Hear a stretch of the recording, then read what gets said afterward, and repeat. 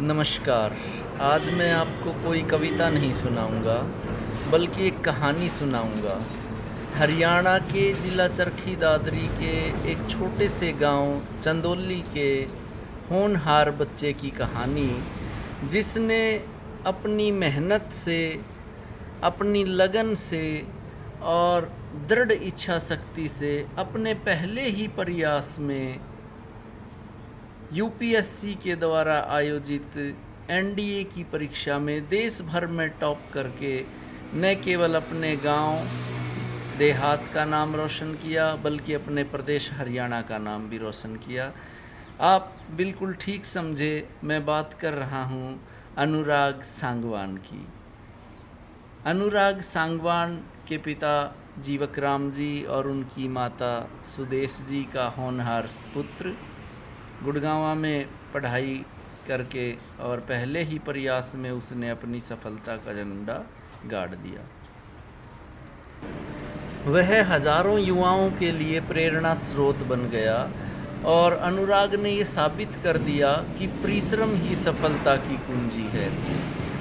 एक तरफ तो गांव देहात के दायरों से निकलकर युवा सफलता के झंडे गाड़ रहे हैं, दूसरी ओर बहुत सारे युवा ऐसे भी हैं जो दिशा भ्रमित होकर अपना भविष्य बर्बाद कर रहे हैं। मैं अक्सर बहुत सारे युवाओं से मिलता रहता हूँ। कुछ युवाओं से बातचीत में मुझे पता चला कि वे अमुक कोर्स या कोचिंग इसलिए कर रहे हैं क्योंकि उनके फ्रेंड्स ऐसा कर रहे हैं। अभी हाल ही में मैं गुरुग्राम में कुछ युवाओं से मिला, नौजवानों से मिला, जो कि आईलेट्स और पीटीई की कोचिंग कर रहे हैं।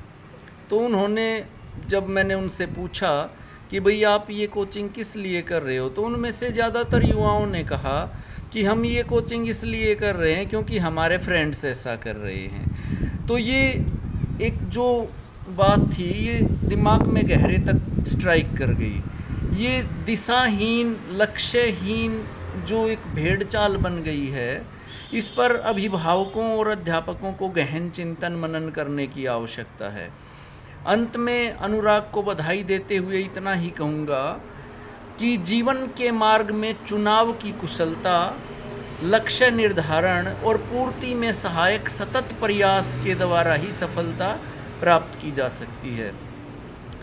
तो सभी साथी युवाओं को, जैसे कि महाभारत के अर्जुन ने अपने लक्ष्य को भेदने के लिए मछली की आँख पर फोकस किया, मछली की आँख पर ही लक्ष्य निर्धारित किया, उसी प्रकार जीवन में आगे बढ़ने के लिए अपने लक्ष्य का निर्धारण करें और उस लक्ष्य को प्राप्त करने के लिए परिश्रम करें, सतत प्रयास करें और जीवन में सफलता प्राप्त करें।